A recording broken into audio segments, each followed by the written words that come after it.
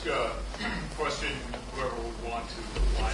Some of these orders of the death penalty said this year that if you make life in prison without benefit of parole the maximum penalty, that becomes a bargaining tool, and prosecutors and defense attorneys will bargain down from there. Point one. Point two, if it is the maximum penalty, some people over time will say, that's too cruel, and let's have a definite sentence rather than life in prison for murder. Could some of the people who've been in the business sort of respond to that?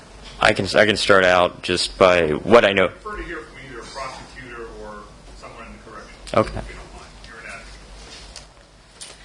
You got me.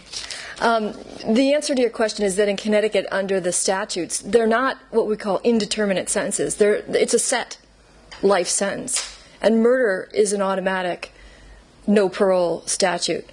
So the question is, would prosecutors then have discretion to deal down? The answer is no, they don't. The statutes have already addressed that. Why couldn't you deal down for a lesser charge? Because we don't have degrees of murder. There's not first degree and second degree. Murder's murder. Okay, what about the other point that if you do away with the death penalty and life in prison without benefit of release becomes the maximum penalty, that over time people will argue that that is too harsh and then some lesser sentence should be given for murder? Well, that's something, of course... Because advocates for abolition basically make it sound as if life in prison without parole would be finality, when in reality in the legislature nothing is final. Well, because the statutes have been the same way for so many years in Connecticut, I mean, murder is murder and it carries a life sentence and it's not a parole eligibility offense. It'd be very, very, very, very difficult to then convince the legislature, since we got rid of death, let's see if we can chip away at the existing system of punishment and justice that we've had in place for all these years.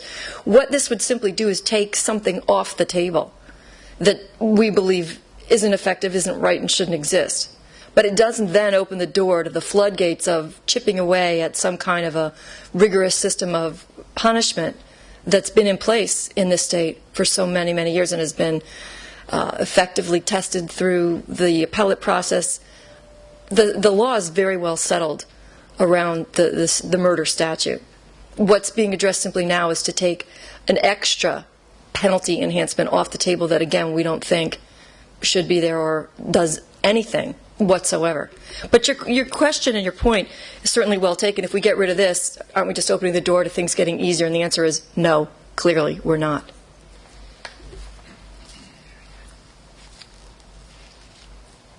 If you don't mind, just to briefly answer that question, that second point, I find that argument a bit insincere, because we could say to the death penalty supporters, those who support lethal injection, that they're going to want to do, quartering and disembowelment down the road, and no one's saying that.